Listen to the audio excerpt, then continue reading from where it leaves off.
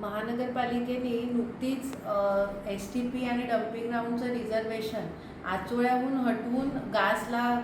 टाकण्याचं जी अधिसूचना जारी केली, त्या बाबतीमध्ये मला अनेक नागरिकांच्या तक्रारी आल्या. 28 फेब्रुवारी रोजी मला सकाळी याबाबत बातमी कळली की अशा प्रकारची अधिसूचना 20 जानेवारीला जारी केलेली आहे, पण त्या संदर्भामध्ये कुठचीही जाहिरात महानगरपालिकेने केली नाही, त्याबद्दलची कोणतीही सूचना नागरिकांमध्ये नाही आणि त्यामध्ये नागरिकांमध्ये प्रचंड असंतोष पसरत होता. ह्याची दखल घेऊन 28 फेब्रुवारीलाच मी तात्काळ विधानसभेमध्ये अधिवेशन सुरू होत आहे त्याच्या पूर्वतयारीच्या बैठकीमध्ये असतानाच एक पत्र लिहिलं आणि तीव्र आक्षेप महानगरपालिकेकडे नोंदवला आणि ते महानगरपालिकेकडे पत्र पाठवलं आयुक्तांसाठी. आणि त्यानंतर 3 मार्च रोजी मी पहिल्याच दिवशी अधिवेशनाच्या माननीय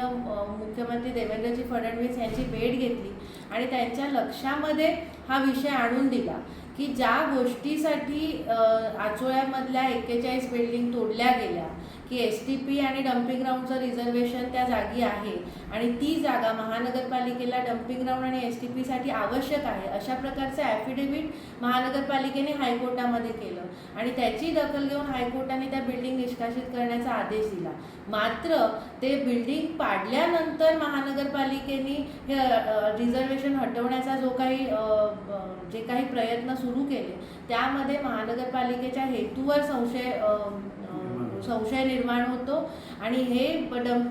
जागा कोणासाठी आता खाली करून देतो आहेत हा प्रश्न निर्माण होतो. तसं मी पत्रातही नमूद केलं होतं आणि हीच गोष्ट मी मुख्यमंत्र्यांच्याही लक्षात आणून दिली आणि माननीय मुख्यमंत्री देवेंद्रजी यांनी याची त्वरित दखल घेऊन त्यांनी तिथेच मला सांगितलं की हे अन्यायकारक आहे, हे असं होऊ देणार नाही. त्यांनी तिथे पत्रावर रिमार्क दिले आणि तशा सूचना त्यांनी ताबडतोब महानगरपालिकेला केल्या आणि त्यांच्या या त्वरित निर्णयामुळे आणि त्वरित जी त्यांनी ॲक्शन घेतली त्यामुळे आज महानगरपालिकेने पुन्हा एक पत्र जारी केलेलं आहे की हे रिझर्वेशन जे काही पत्र जारी केलं होतं ते रद्द करण्यात येत आहे. त्यामुळे मी कर्तव्यदक्ष